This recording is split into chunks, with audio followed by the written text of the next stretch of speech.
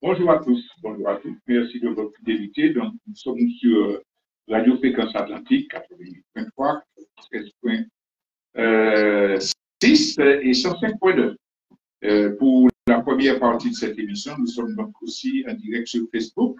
Nous parlons actualité, nous parlons déconstruction. Et ensuite, Thierry Joseph Angélique nous parle de l'actualité qui concerne précisément notre pays. Donc, nous allons commencer cette première partie. Pour ce qui concerne notre pays, nous avons retenu l'attaque informatique qui a été menée contre la CTM. Et puis, au niveau international, nous allons faire des commentaires sur l'assassinat par un malade mental de 2 infirmières en France.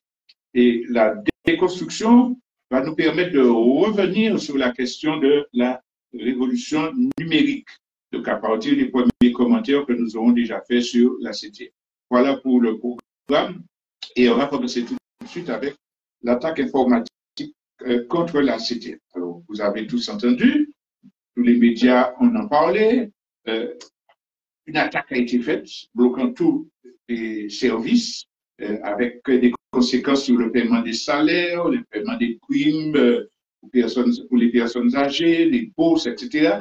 Dérèglement total, et c'est la deuxième attaque que subit la CTM, puisque lorsqu'il y avait son fameux concours sur le drapeau, il y avait déjà eu un premier incident.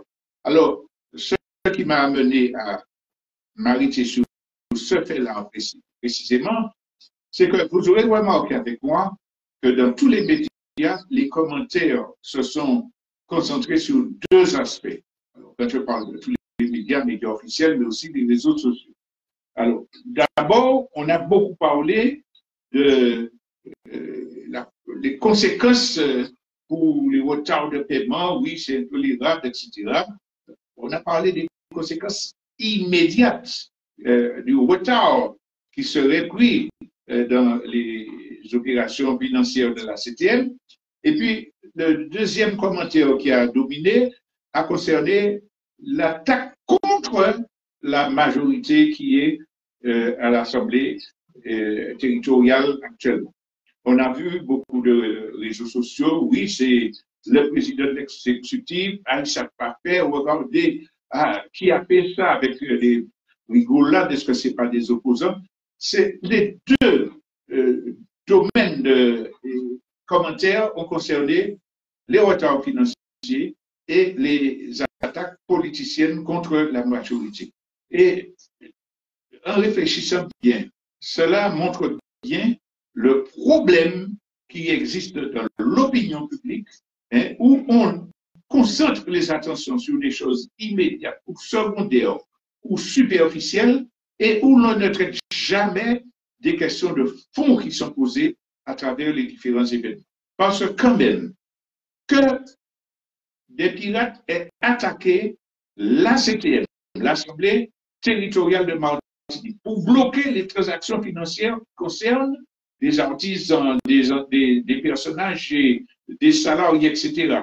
Que ces gens-là le fassent, quelles que soient leurs intentions, leurs motivations, cela devrait nous interpeller sur la fragilité de l'informatique dans notre société.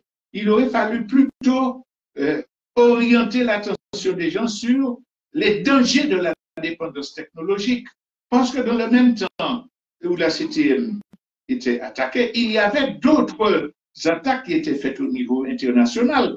Par exemple, pratiquement toutes les institutions de l'État sénégalais, cette semaine, ont été attaquées par des hackers pour empêcher son fonctionnement.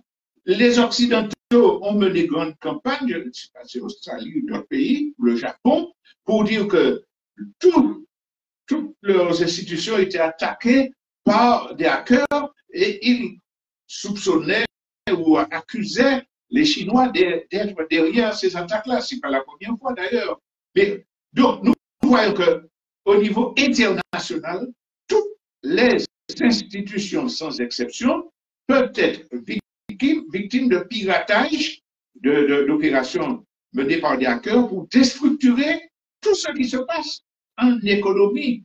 Et le plus grave, c'est qu'il y a eu toute une série de cas, en France en particulier, où des hackers s'attaquent aux hôpitaux, c'est-à-dire qu'ils paralysent le système informatique de l'hôpital où sont prévues des opérations, toute une série d'actes indispensables pour la vie même des patients, et leur disent, bon, vous versez tant si vous voulez qu'on vous débloque votre système.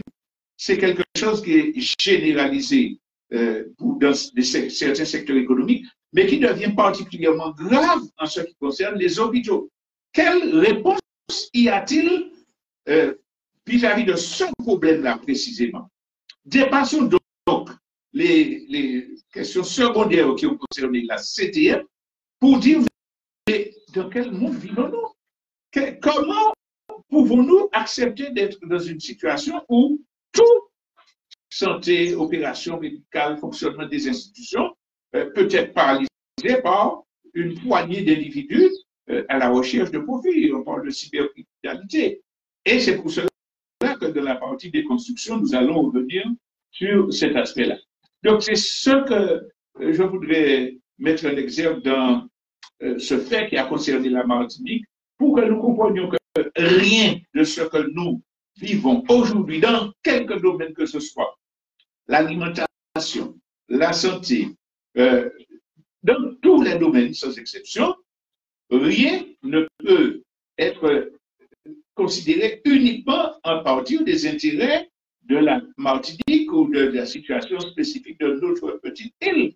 Il faut voir que tous ces éléments-là font partie de problématiques internationales et que si nous voulons garantir un développement correct pour notre pays, des conditions de vie valables, il nous faut apprendre à poser ces problèmes, ces problématiques générales-là. C'est pour cela que nous allons en reparler dans la partie des constructions. Alors, la deuxième information, j'ai dit, concerne l'international, concerne un assassinat d'infirmières par un déséquilibré mental. Vous avez tous bien entendu qu'il s'agit d'un déséquilibré mental qui avait déjà attaqué des personnels hospitaliers et qui était suivi médicalement, qui ne prenait plus ces médicaments. Donc, finalement, c'est un malade mental qui a attaqué des infirmières. Quel est le discours principal qui a été tenu dans les médias occidentaux sur cet incident-là, sur ce crime-là, disons? Ça a concerné le gouvernement et les institutions. Je vois bien. Aucun média n'en a profité pour parler de cette autre problématique internationale qui est le dérèglement mental généralisé qui affecte la planète. Les troubles mentaux qui se généralisent et qui font que chaque jour, vous entendez que des déséquilibrés prennent des fusils mitrailleurs pour tuer des gens dans des écoles aux États-Unis. En Chine, un déséquilibré qui va attaquer des enfants dans une école maternelle, cet autre qui tue son épouse et ses deux enfants. Mais enfin, feuilleter un peu l'actualité des journaux, je ne parle même pas des journaux à sensation, des people, etc. Regardez les faits d'actualité qui sont rapportés dans tous les grands sites d'information. Un tel a tué, un tel a violé. Il y a un dérèglement mental qui s'accapare de l'ensemble de la société. Donc, des journalistes dignes pourraient au moins ajouter des commentaires qui concernent cette question quand ils parlent de l'assassinat des infirmières pour dire, mais il y a un problème et dire qu'est-ce qui explique cela? Eh bien, nous le savons et eux le savent aussi. Et les scientifiques qui sont dans le domaine de la psychologie, de la psychiatrie, de la sociologie, le savent aussi. Nous sommes dans un monde où les valeurs humaines sont saccagées par les empires médiatiques occidentaux. C'est le culte de l'individualisme, c'est le culte de la compétition, c'est le culte du consommer massivement tout, même ce qui est superficiel, nocif pour sa propre santé. C'est un conditionnement qui abétit, qui avalise, qui bestialise les gens qui ne voient dans leur entourage que des films où on tue, pour toutes sortes de raisons, où il faut avoir des colliers, un or massif dans les clips pour se secouer et l'orienter. On a une entreprise de bestialisation consciente, voulue par les empires médiatiques pour faire des individus, des moutons consommateurs, des gens qui ne puissent pas s'unir pour réfléchir à un projet.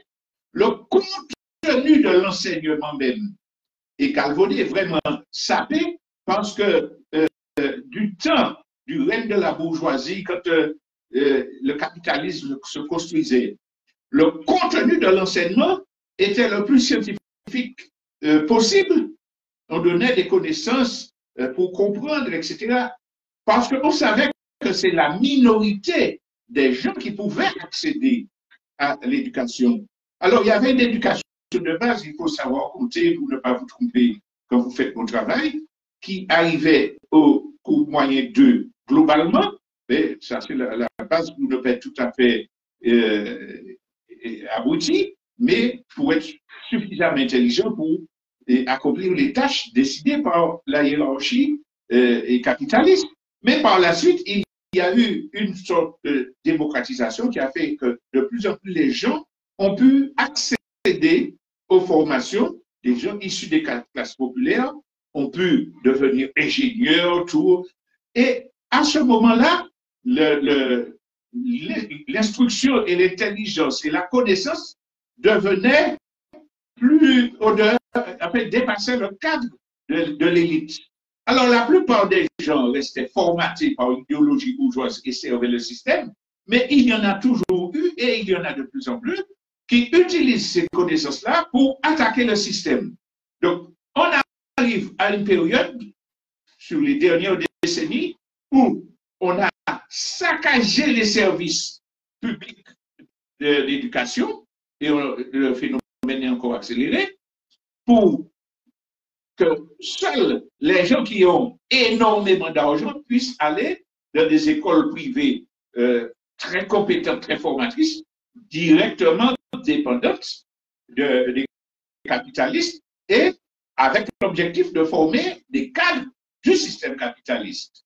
Alors, c'est vrai qu'il y a des gens qui arrivent par les sacrifices à rentrer dans ces écoles-là, et beaucoup, hélas, restent formatés au niveau du système, et puis il y en a quelques-uns qui trahissent les intérêts de la classe capitaliste pour mettre leur savoir au service des peuples.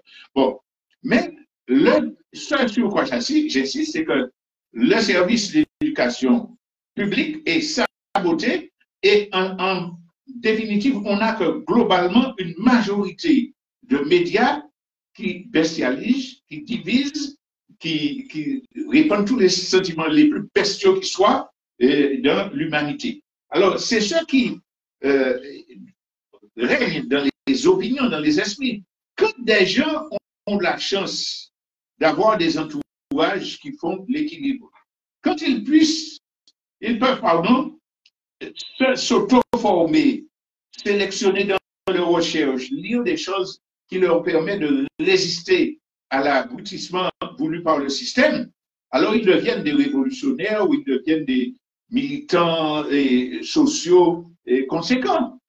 Mais quand ils n'ont pas l'environnement qui leur permet de se sauver, et quand à l'absence de formation, d'éducation, de connaissances, vient s'ajouter la misère économique la plus destructrice, les capacités de payer des factures, toutes sortes d'atrocités dans la vie quotidienne.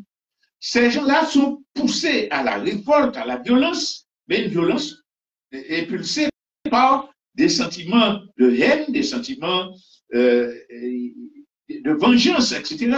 Alors, quand en plus ils tombent dans l'alcool, dans la drogue, etc., là, ils perdent totalement le contrôle de leur esprit et ils deviennent des malades mentaux. Et la maladie mentale se répand partout au niveau international. Alors, quand ces gens-là assassinent leurs enfants parce que la compagne a abandonné, moralement, c'est condamnable. Il faut absolument protéger les victimes, etc. Mais on n'aura jamais de solution au problème global si on ne comprend pas qu'il s'agit de malades mentaux. Et qu'on dira ce qu'on voudra, on mettra les prisons qu'on voudra, les crimes de cette nature-là, venant de malades mentaux, vont continuer à se multiplier. Si on ne change pas les donnes dans la société globalement, on aura toujours ce problème-là. Donc, quand on a donné toutes ces explications-là, nous rappelons que tous les médias, les journalistes connaissent ces informations-là. Avez-vous entendu un d'entre eux ou une d'entre elles dire ce malade mental-là, c'est l'expression de la dégradation de la société. Il faut changer la société pour lutter contre cette catastrophe. Non, parce que ce sont des gens qui servent le système. Et c'est là qu'on arrive à ce qui est absolument honteux, condamnable, méprisable, mesquin. Je ne sais quel adjectif ajouter, que la plupart de ces journalistes-là répercutent la parole du gouvernement pour dire, dans cet assassinat perpétré par un malade mental, le problème, c'est qu'on ne respecte plus les institutions.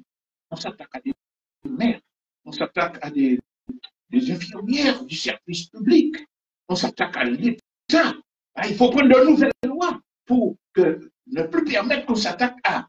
Donc, ils utilisent un drame social qu'ils ont créé pour continuer dans la voie de la fascisation de la société et ajouter de nouvelles lois qui leur permettront d'écraser davantage encore la population. Mais comme il n'y a aucune autre solution pour régler les problèmes sociaux, les crimes vont continuer, mais ils vont écraser, ils vont dominer ceux qui veulent lutter, qui veulent dénoncer, justement les maires, les présidents de la République et tous ceux qui.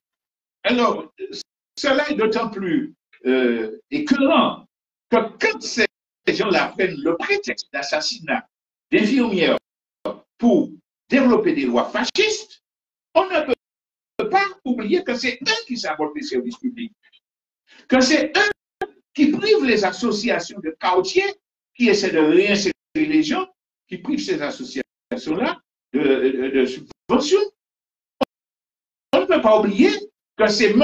Emmanuel Macron, suivant tous les autres présidents, qui sabotent les services publics d'éducation et les services publics de santé, qui ne permettent pas de mettre les moyens suffisants pour que les gens soignent les malades mentaux. Vous avez bien entendu que les syndicats de psychiatrie, que les infirmiers n'ont de cesse de dénoncer le fait qu'ils ne peuvent pas. Donc, il y aurait de plus en plus de malades mentaux, comme de plus en plus de malades non soignés. Et il y a un député français qui avait traité un ministre d'assassin, et ça avait fait un tollé de tous les bords politiques. Je pose la question très clairement, quand un président, un ministre de la Santé décide de suspendre les personnels de santé qui n'ont commis aucune faute professionnelle d'un début mercantile de développer une politique de collusion avec les grands laboratoires pharmaceutiques, privant ces gens-là de leurs revenus, de leurs moyens d'éduquer leurs familles, et puis que des infirmières vont se suicider, est-ce qu'il ne s'agit pas d'assassinat? Est-ce que ce n'est pas plus grave qu'on le fasse consciemment, qu'on conduise des gens à la détresse et au suicide, en toute conscience? Est-ce que ce n'est pas plus grave que quand un malade mental non soigné assassine des gens. Dans cette affaire-là, la conclusion que je veux dire, c'est qu'il nous faut lutter contre le système qui produit la maladie mentale en masse. Il y aura toujours des malades mentaux pour différentes raisons, hormonales, etc. Mais si on a un système qui prend soin de sa population, qui protège sa population, qui soutient les services publics de santé et d'éducation, il y aura certainement des infirmières qui ne seront pas assassinées. Alors, voilà pour les deux questions d'information que je voulais dire. Est-ce qu'on fait une petite respiration musicale?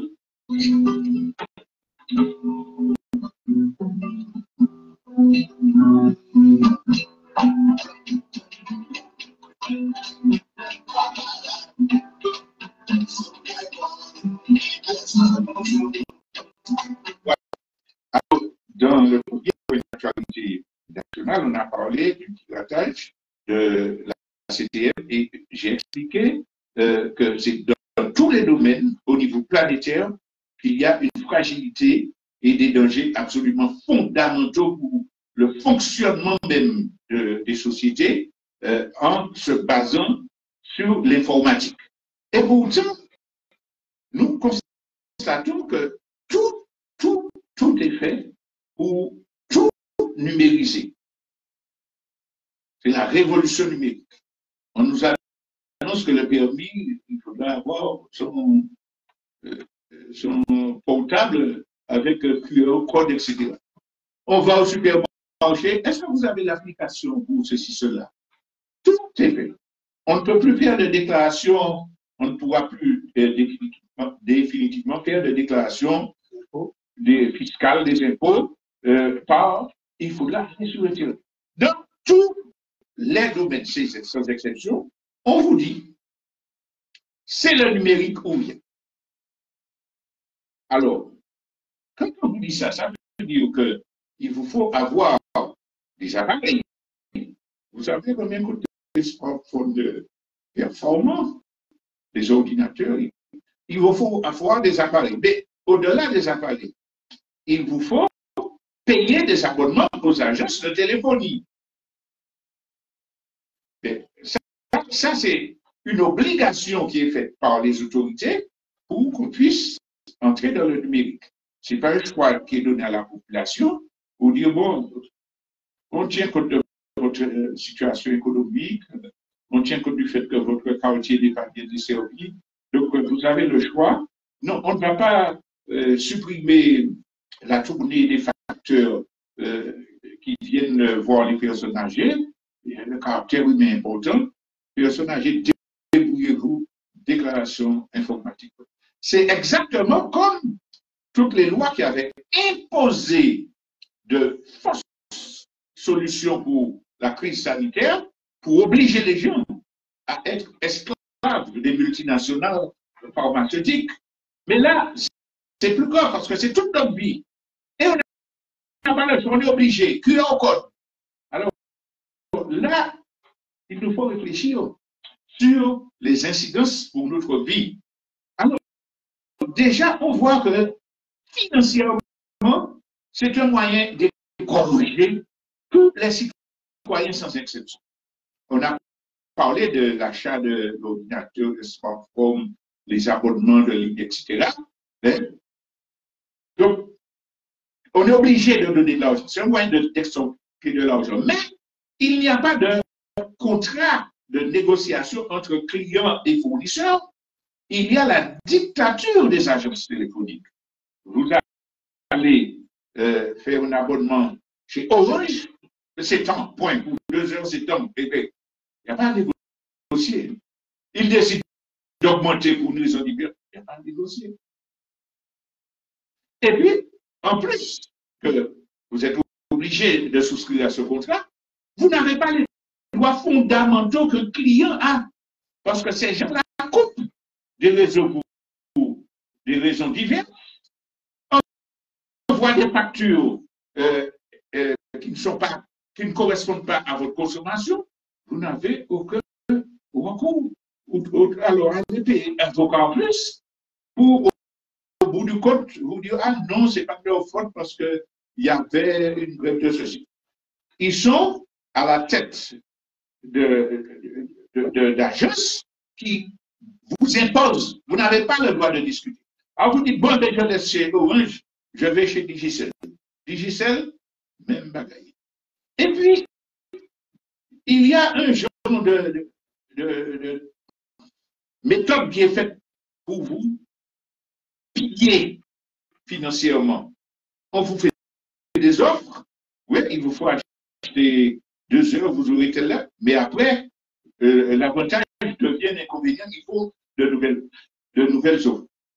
Je vous donne un exemple pour montrer jusqu'où va la scélératesse.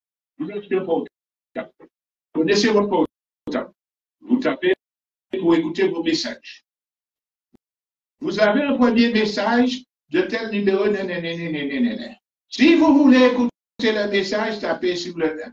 Si vous voulez laisser regarder du LED, on vous mange vos unités. Et puis vous commencez, vous écoutez le premier message. Pour passer au deuxième message, on vous donne une litanie. Mais vous connaissez ça, vous avez votre portable. Et ils savent que vous connaissez. Mais ils mangent vos unités. Et puis après, bon, les 2 heures, c'est pas suffisant. Il faut prendre un abonnement illimité dans telles conditions. Donc, ils ont des scientifiques qui voient comment les manipuler. Rappelez-vous, quand les premiers ordinateurs sont arrivés, quand vous alliez au magasin acheter votre ordinateur, vous pouvez partir avec un carton plein de jeux solitaires, enfin tout, visiter le musée du Louvre, etc. Donc, vous partez avec ça. Aujourd'hui, non seulement on vous donne pas ça, mais chaque fois il y a des mises à jour qui vous demandent de nouvelles implications, de nouvelles applications plutôt. Donc vous êtes dans un engrenage où il faudra payer pour avoir les mêmes services. Et puis sur l'ordinateur, on enlève au fur et à mesure, par exemple, vous écoutiez votre CD ou vous mettiez un DVD dans votre ordinateur. Maintenant, la plupart des ordinateurs, non, il n'y a pas ça. Il faut acheter un appareil complémentaire. Donc, ils ont des méthodes pour vous pomper tout votre argent. C'est un racket. Alors, 23 € d'abonnement pour les 6 premiers mois. Vous dites 23 €, ouais, je peux tenir ça. Mais après, ça hausse. Vraiment, c'est des mafieux. Et alors, pour que l'ensemble des populations rentrent dans la NAS, tout à l'heure, j'ai parlé des déclarations numériques, etc. Mais il y a l'organisation même qui met le pays au service des multinationales. On lutte contre la fracture numérique. Mais c'est un malheur pour les populations. Elles sont dans la fracture numérique.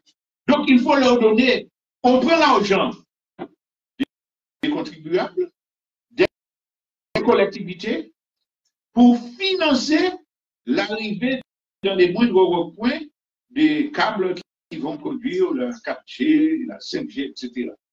Cet argent-là qui est investi dans la résolution de la fracture numérique et qui nous jette dans la dépendance technologique, c'est de l'argent qui n'est pas appliqué, qui n'est pas utilisé pour l'économie réelle, pour l'autosuffisance alimentaire.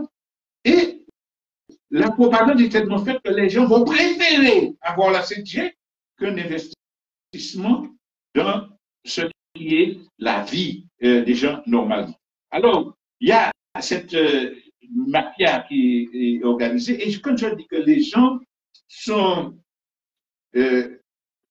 favorables, ils acceptent ça. Parce que là, quand il dit WhatsApp, je pourrais envoyer les photos du mariage, etc.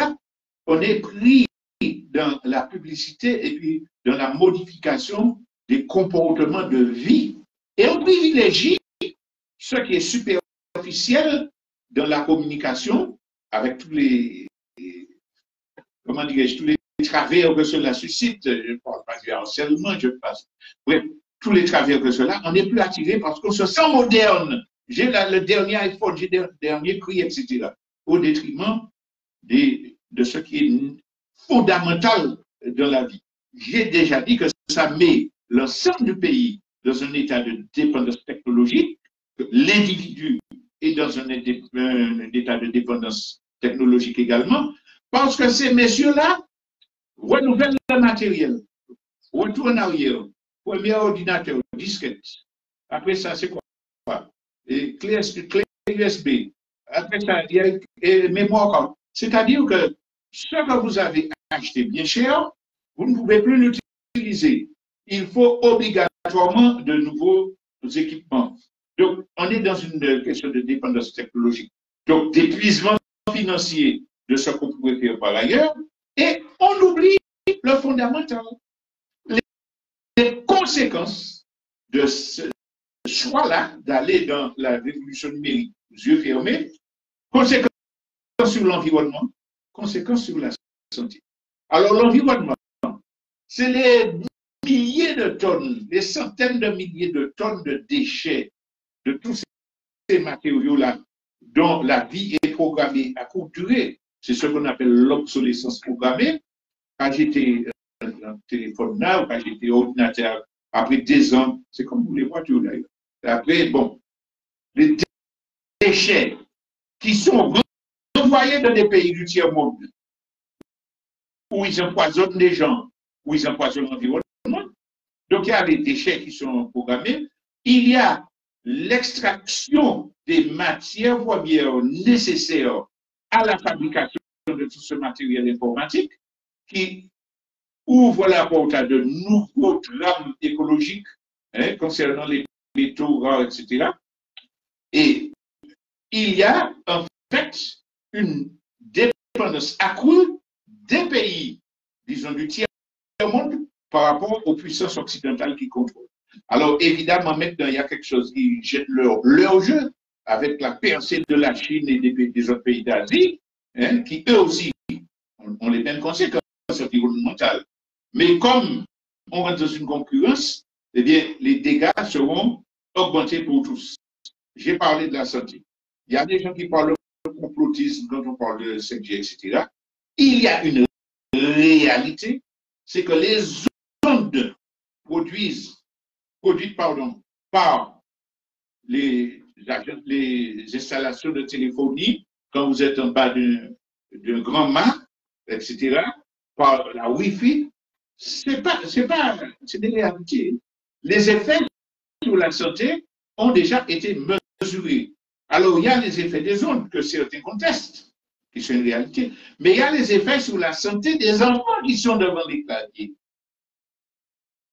sur leur sommeil, etc. Il y a des problèmes de santé publique majeurs qui ne sont pas résolus. Alors, de temps en temps, on fait une petite émission et prenez garde, ne restez pas trop longtemps devant vos écrans, ou bien l'abus d'alcool nuit à la santé, mais il y a une volonté de se moquer totalement des effets sur la santé pour assurer la vote. Et c'est là que nous devons faire le parallèle avec la révolution industrielle qui s'est produite en Europe.